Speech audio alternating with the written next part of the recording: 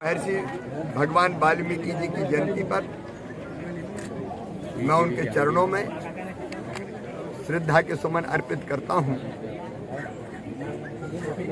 महर्षि वाल्मीकि ही थे जिनके कारण रामचरित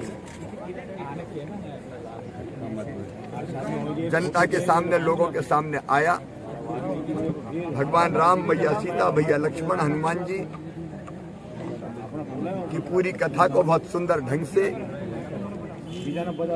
महर्षि वाल्मीकि जी ने रामायण में चित्रित किया।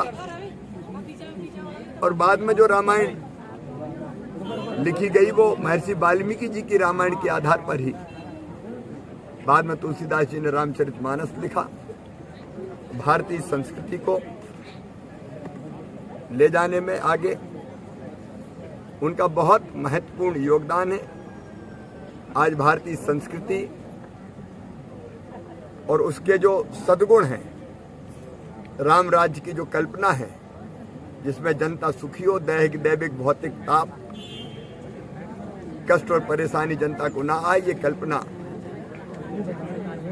जिस ढंग से उनने भगवान राम जो राज करते थे उसको चित्रित किया, वो महात्मा गांधी के लिए भी आदर्श था और राम राज आज हमारा भी आदर्श है। ऐसे भगवान वाल्मीकि जी के चरणों में मैं प्रणाम करता हूं और उनसे यही प्रार्थना करता हूं कि सुख समृद्धि और रिद्धि सिद्धि मध्य प्रदेश और देश की जनता की जिंदगी में आए, उनकी कृपा सब पर बरसे और कोरोना जैसी महामारी से प्रदेश मुक्त रहे।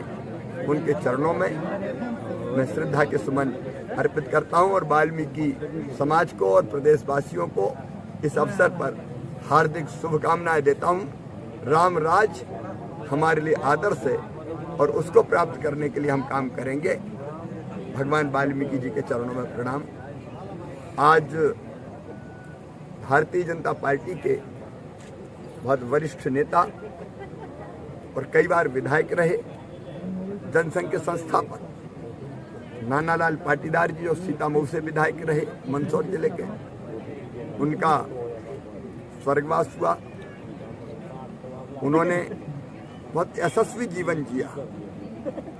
जनसंघ के संस्थापक के रूप में पूरे मंदसौर नीमच जिले में भारतीय जनसंघ के काम को और बाद में भारतीय जनता पार्टी के काम को उन्होंने गांव-गांव तक पहुंचाया। अपने क्षेत्र के विकास के लिए दिनों रात उन्होंने परिश्रम किया और जनता की सेवा में पूरा जीवन अर्पित कर दिया। आज मैं चूंकि यहाँ भी चंद्रशेखर आजाद नगर में हूँ, मैं यहीं से स्वर्गीय नानालाल पाटीदार के चरणों में श्रद्धा के सुमन अर्पित करता हूँ। उनके भगवान उनके परिवार को, राधेश्याम पाटीदार जी और उनके पूरे परिजनों को, उनके अनुयायियों को, कार्यकर्ताओं को, हमारे सबको वो ये गहन दुख सहन करने की क्षमता दे और दिवंगत आत्मा को शांति प्रदान करे।